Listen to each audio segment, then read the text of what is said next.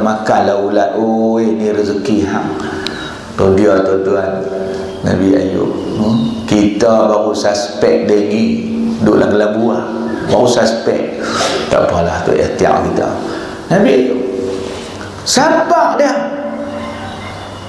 kan, kuih sari, kuih teruk, kuih sari, kuih teruk, sampai tak larat, tak ada tenaga apa dah. Dia waktu tu ada riwayat menyatakan ada 2 orang isteri dia. Dia kata kat isteri-isteri dia, aku dah tak ada apa lah nak boleh bagi ke hampa, harta benda pun tak ada kan, kederat pun tak ada, tak boleh jaga hampa dah. Siapa yang nak bebas, pilih silakan.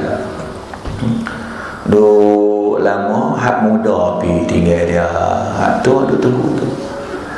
Dia duk jaga Nabi Ayub yang semakin teruk sampai satu peringkat busuk tubuh Nabi Ayub ni. Orang pandang jijik, orang kampung hambat Nabi Ayub, hambat. Nak bangkit lari tak boleh. Bini ni boh kain kedong pi tempat. Pi satu kampung tu lah orang meluat juga hambat. Hak tu. Sebab tu tuan-tuan ni kalau lah ternikah dua, saja-saja ada kot lebih kurang saya lah, kita sama ya, kita sama-sama takwa. Tahu takwa? Takut bini tua. Jangan lawak tuan-tuan. Ni rakaman potong ni ada buh dengar kat bini mampu. Tuan-tuan sekalian, hatuk saya pun jumpa banyak dah orang duk bercerita kan. Banyak orang yang jenis yang ni lah, yang isteri banyak ni, mula-mula sihat ni, dia seronok lah pi. Sampai peringkat dia sakit dah, dia nak duduk dengan hak mola hak tu. Tak tahu pasal siapa, siapa tu, saya pun tak tahu. Nak tahu mai kita try. Dia pergi kat hak tu kan, berkat tu ada kan, berdawai berdasai, tak apalah. Dia bawa pi. Sampailah satu peringkat isteri Nabi Ayub ni kesian, dia kata, wahai Ayub, kenapa tak minta doa ke Allah? Mintalah supaya Allah sembuhkan, hilangkan musibah penyakit ni. Dan engkau adalah utusan Allah Subhanahu wa ta'ala, Allah makbul. Nabi Ayub tanya balik isteri dia, wahai isteriku, cuba hang kira berapa lama dah Allah bagi aku sihat? Kira-kira 40 tahun lebih. Sekarang cuba kira pula berapa lama dah Allah bagi aku sakit. Kira-kira setahun tak sampai. Kata Nabi Ayub, wahai isteriku, kalau begitu Allah bagi kat aku nikmat lebih banyak daripada kesusahannya. Nikmat sihat lebih banyak daripada sakit. Oh, rupanya macam ni Nabi Ayub ni dia boleh sabar kan. Kita pun tuan-tuan perempuan sekalian kena ambil cara ni, baru kita boleh hadapi kehidupan ni. Allah bagi kesusahan. Kadang-kadang umur 56 pencin dah, pi cek doktor, waduh tak larat. Doktor kata, Allah pakcik, oi, ni darah kencing manis ni 16. Dia balik-balik jadi gelabah berok. Ni mu'ah lah baca ayam, bubuh gula banyak lah apa semua. Macam mana nak buat dia jadi candur gabra. Dia lupa 55 tahun Allah bagi sihat. Baru setahun Allah Ta'ala bagi sakit sikit, dia jadi tak diterima lah. Sebab dia lupa nikmat yang lama Allah bagi kan.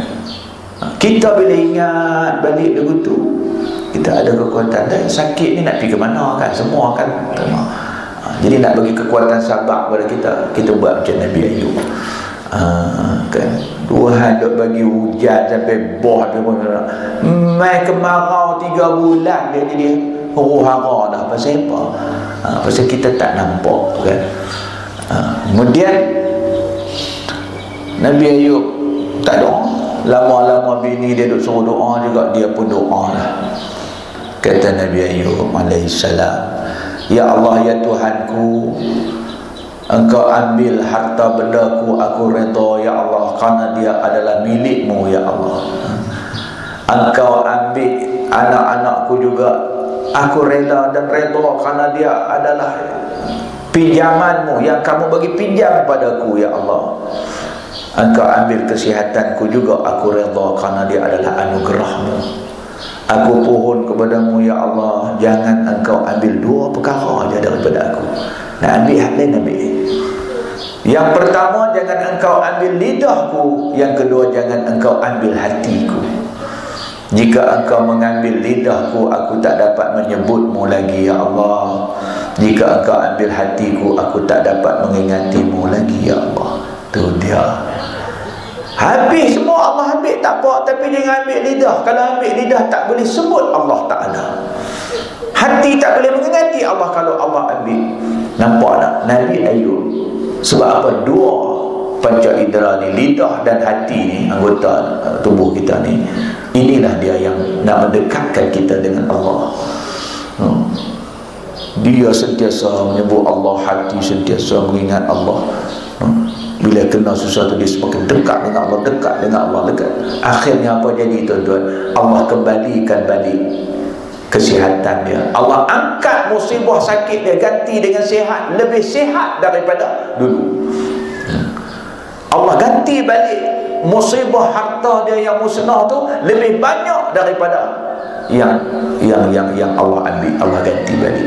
Anak lebih ramai Allah bagi daripada hak mati tu. Bini pun tambah, tak tahu berapa lagi, tambah lah. Tuan-tuan sekalian, Allah tambah. Tapi bila kita sabar, bila kita lulus ujian tu, sebab tu kita takut. Kita ni ada juga orang Allah bagi musibah, dia kuih jauh dengan Allah, bukan kuih dekat. Seolah-olah mencabar Allah. Allah tunjuk kekuasaan dia, dia cabar Allah dengan kufur kepada Allah. Dia buat kerja-kerja kufur mengarut. Malu tengok duk kayu atas darat ada kamu punca. Bila pegang bonyok dulu tu dengan raga pergi duk cedok apa. Buat amalan-amalan syirik sampai lagu tu. Oh, kawan seorang pula duduk tak bubu atas kepala, tapi duk teropong bubu tu. Kan orang tengok lagu ni orang Islam ketinggalan zaman sampai lagu tu. Kalau segi orang bukan Islam lah, orang Islam, negara Islam pula tengok awak jauh sangat, semakin jauh dengan Allah sampai teratu, dia buat amalan syirik kepada Allah. Tuan-tuan dan puan sekalian, sepatutnya bala turun ke orang Islam dia berbentuk litaqrib, tujuannya Allah nak hampirkan hamba-hamba Allah dengan dia.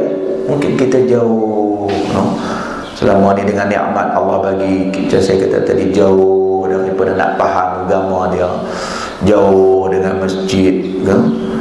Yang duk dekat merkit dengan super merkit. Masjid pakat jauh. Tuhan bagi kita nikmat banyak, semakin senang kelubung semakin kecil. Kita tak sedap, makin kecil makin singkat. Dulu duduk di kampung labuh hello.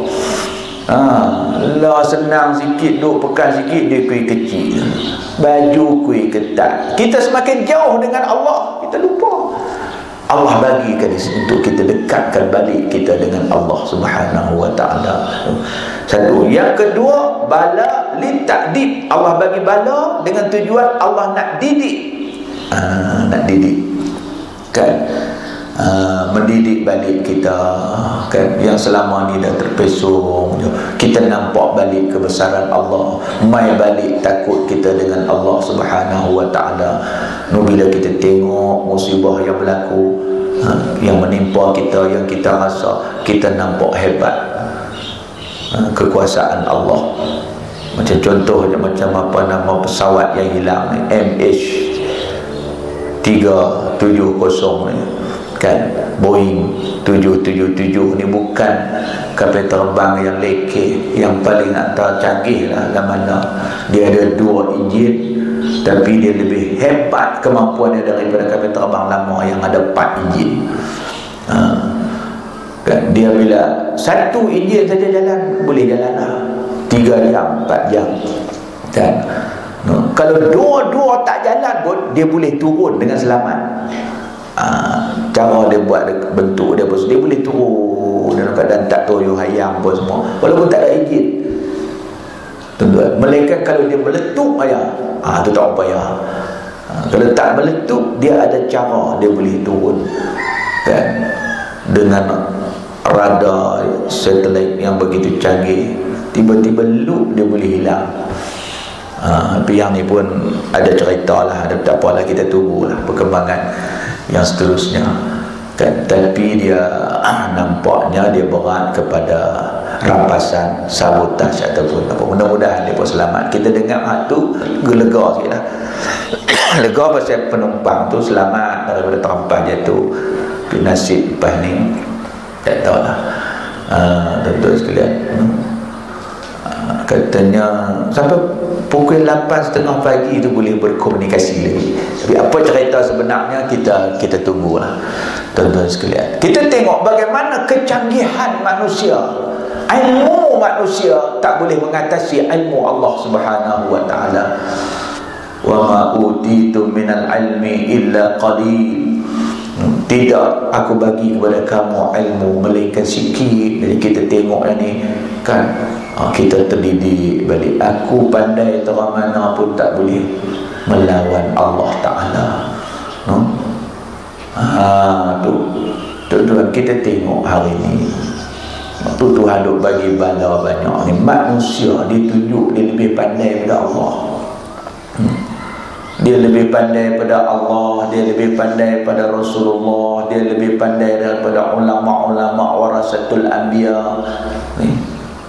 Patutnya kita semakin pandai mana pun, kita akan nampak bahawa pandai kita itu tak dapat mengatasi kepandaian Allah. Ni pandai sikit, kritik Allah dah. Kritik dah Rasul yang Allah Ta'ala buat main. Ngaji sampai PhD, tu PhD punya tinggi, pelajaran habis dah, tak ada dah kata. Tiba-tiba keluar mai pula Nabi Muhammad tak boleh ikut, sunnah Nabi tak mau ikut.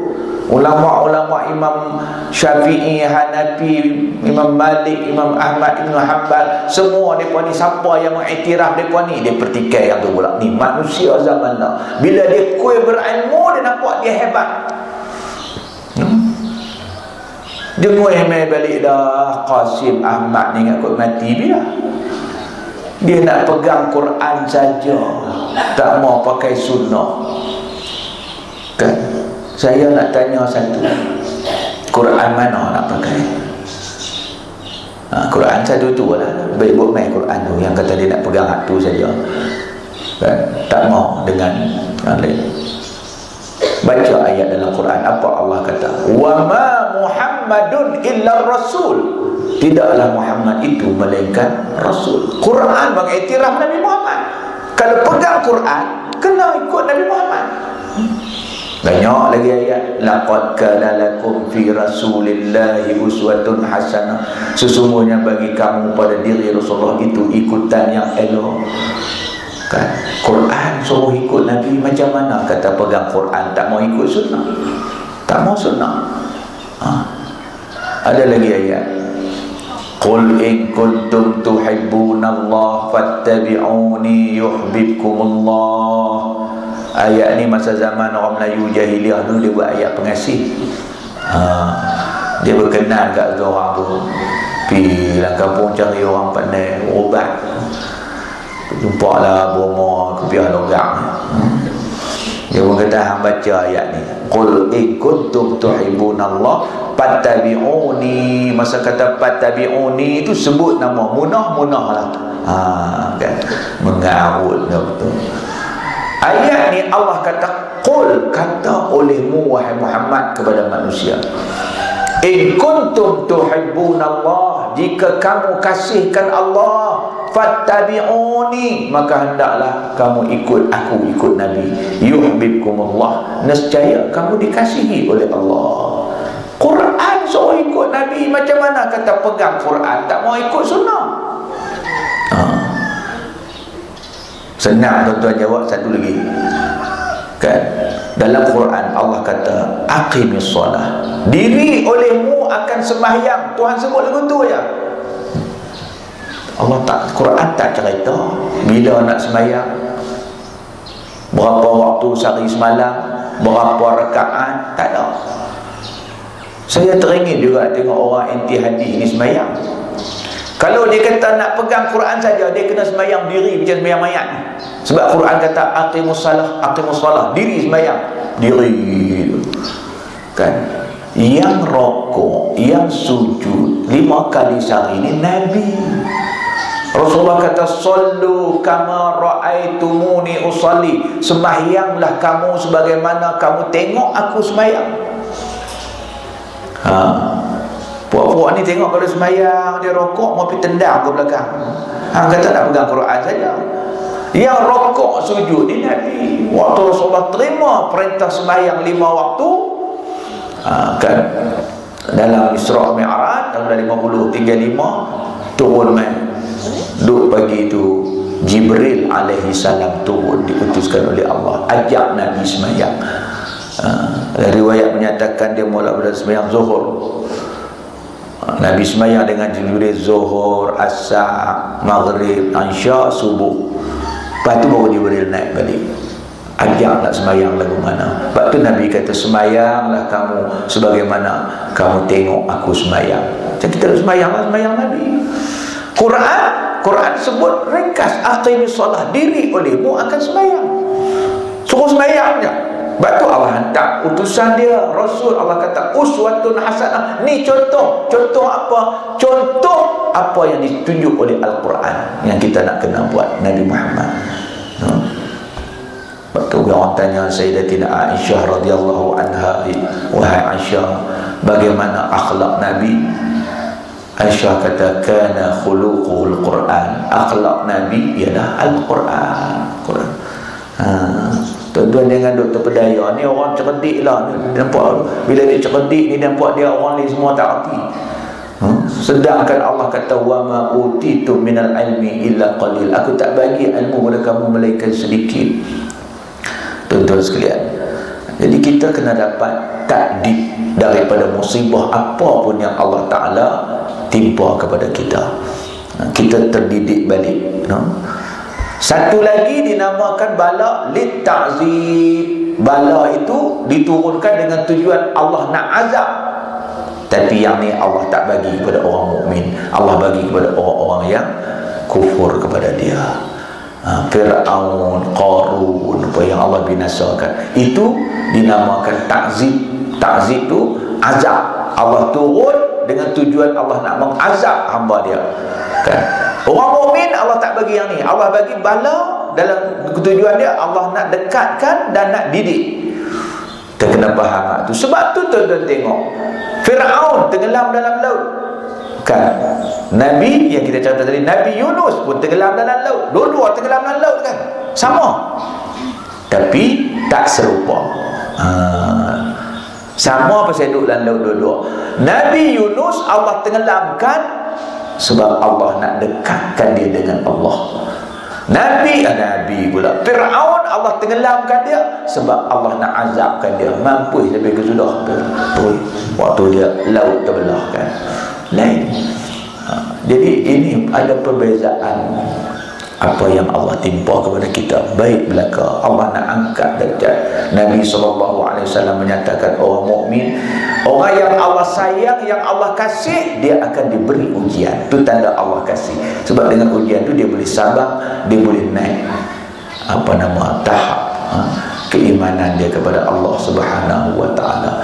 Kita semakin dekat dengan Allah, mungkin semakin selama ni kita ada yang menjauhkan kita, nak menjauhkan kita dengan Allah, menyebabkan derajat kita rendah di sisi Allah. Jadi Allah bagi musibah dengan cuaca ke, musibah dengan makan minum kita, musibah dengan sakit demam, musibah masalah anak-anak dan sebagainya.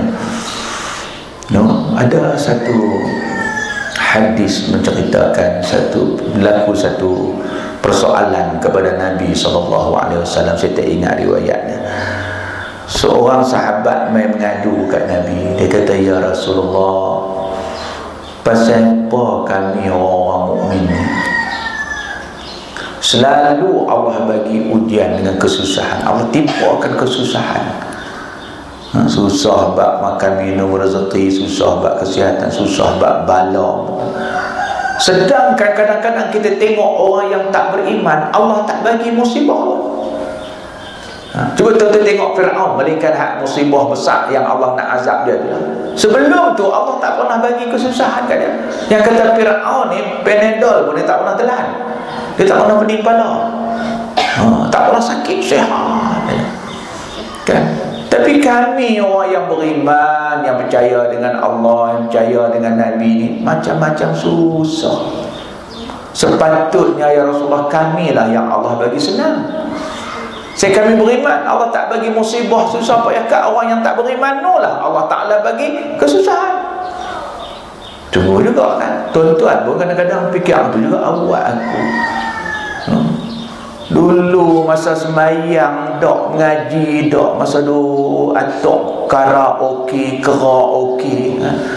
saya dok pergi kan, masa tu sihat elok, main start 2 kali main mengaji dulu dah ni darah tinggi pun ada, cimanih pun nampak gaya main dulu sihat. Kadang-kadang dia jadi begitu. Awak yang depa yang duk pergi tempat merapu tu sihat elok kudu orang masjid pun begitu kan.